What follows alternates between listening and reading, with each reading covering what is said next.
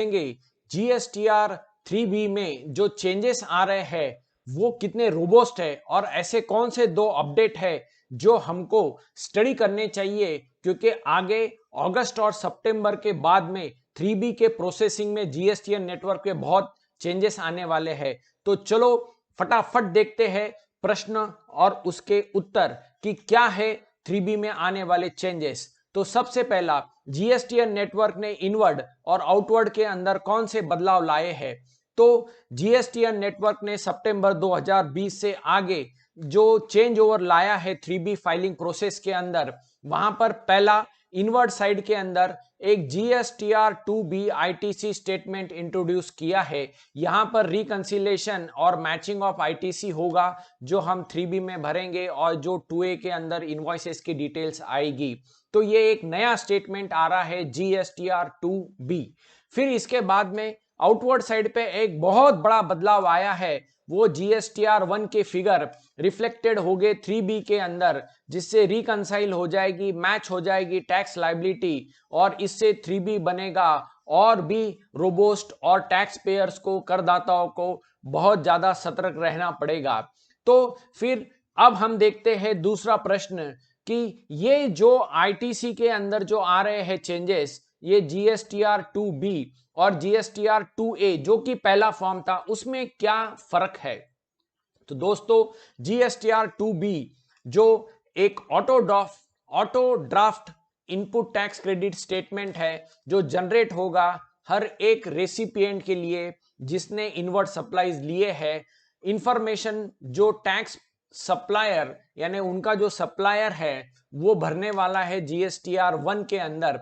तो 1, 5 और 6 यानी ISD के GSTR 6 से ये समरी ऑटो पॉपुलेटेड होगी और ये समरी हमको अवेलेबल हो जाएगी 12 तारीख को अगले महीने के, जिसमें क्रेडिट डिवाइड होगा ITC अवेल में और क्रेडिट यहां पर रिवर्सल भी आएगा, पर ये देखना पड़ेगा कि कैसे ये रिवर्सल की मालूमात आएगी।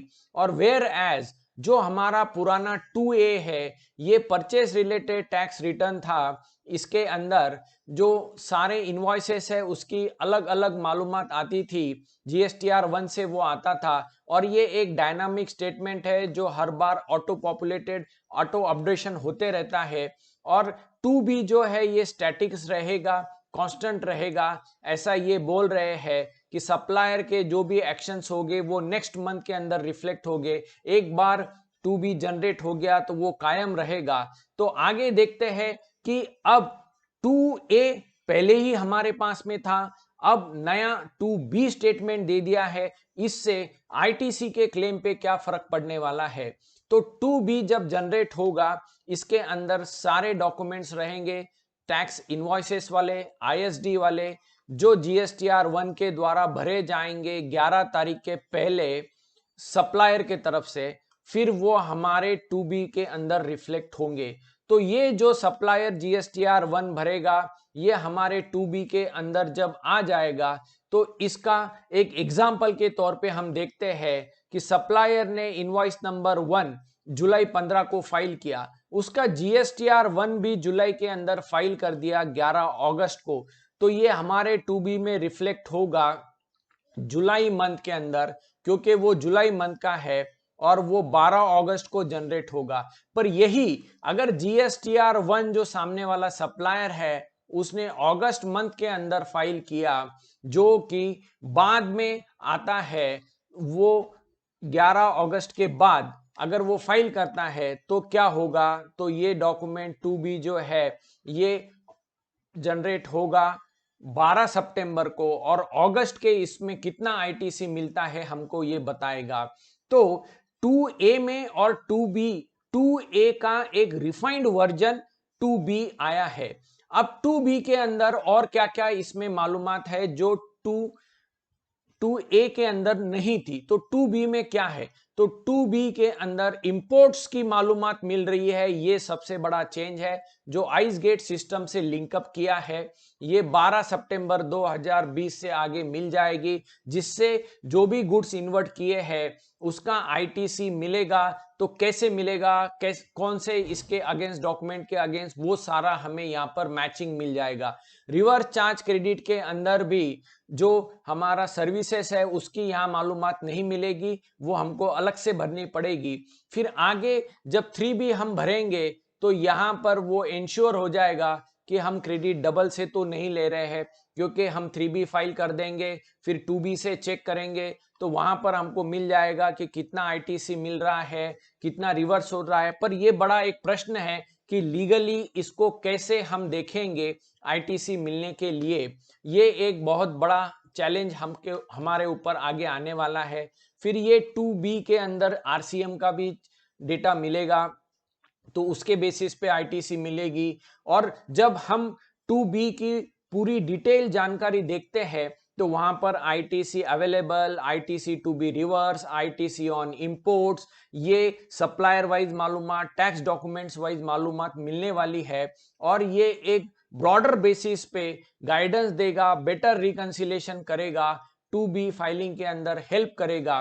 पर ये एक बहुत इंपॉर्टेंट एक्सरसाइज रहेगी कि 3B फाइल होगा 20 तारीख को, 2B मिलेगा अपने को 12 तारीख को। तो इसको 8 दिन के अंदर हमको रिकंसाइल कर लेना चाहिए, आईटीसी चेक कर लेना चाहिए। पर आगे इसके ऊपर बड़े लीगल इश्यूज भी आ सकते हैं। अब दूसरा चेंज हम देखते हैं आउटवर्ड साइड के ऊपर, जो जीएसटीआर 1 की लिंकिंग हुई है 3B के साथ। ये एक डिमांड थी इंडस्ट्री की कि नए रिटर्न्स आएंगे क्या, पर पुराने ही 3B रिटर्न्स को उन्होंने अपडेट कर दिया है और इसको और रोबोस्ट बनाया है।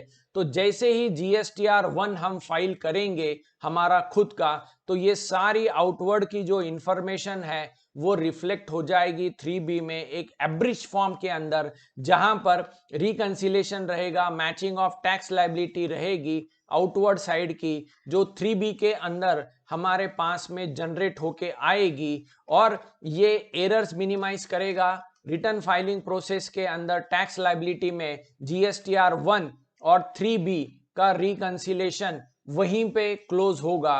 और इसका एक ट्विटर के ऊपर हमारे को एक इमेज भी दी है जीएसटीएन नेटवर्क ने, कि करदाता ने जैसे ही 3B फाइल करने की सोची, पहले वो जीएसटीआर 1 फाइल करेगा, फिर एक पीडीएफ फॉर्म के अंदर 3B के डैशबोर्ड में दिखेगा हमको कि कितना टेबल 3 के अंदर लायबिलिटी आ रही है। फिर उस बेसिस को उसको चेक करके, वैल्यू प्रॉपरली चेक करके, अगर कुछ करेक्शंस है तो एडिट करके हम 3B में वो भर सकेंगे। तो ये एक बहुत अच्छा चेंज आया है। फिर इसमें से हमने क्या सीखना चाहिए? दो चेंजेस आए हैं आईटीसी के अंदर। हमको अब नया रिकंसिलेशन 2B और आउटवर्ड के अंदर जीएसटीआर 1 और 3B का मैचिंग। तो जीएसटीआर 1 फाइल करना बहुत जरूरी होगा और कॉशियस होना पड़ेगा हमको आईटीसी क्लेम करते वक्त और जीएसटीआर 1 फाइल करते वक्त। तो जीएसटीआर 1 का फाइलिंग रेगुलर हो जाएगा। ये टैक्स पेयर्स को बहुत हेल्प करेगा 3B फाइल करने में, क्योंकि इससे इंटीग्रेशन बढ़ जाएगा। आईटीसी के डिटेल भी सामने वाले के 2B में चले जाएंगे, क्योंकि हम अगर जीएसटीआर 1 सही समय पे फाइल करेंगे तो 3B में भी वो ठीक से दिखेगा, हमारे जीएसटीआर 1 से सामने वाले के 2B में भी दिखेगा।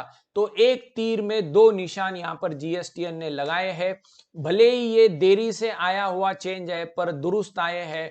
होप कि जीएसटीएन नेटवर्क और अच्छे मैच्योर्ड होए और अच्छे इसमें से एरर रिजॉल्विंग ये सारी चीजें लाए, जिससे 3B फाइलिंग प्रोसेस इजी हो जाए, स्मूथ हो जाए। आगे ई इनवॉइसिंग आ रही है, वो आने के बाद में तो ये प्रोसेस और भी रोबोस्ट और सिंपल हो जाएगी।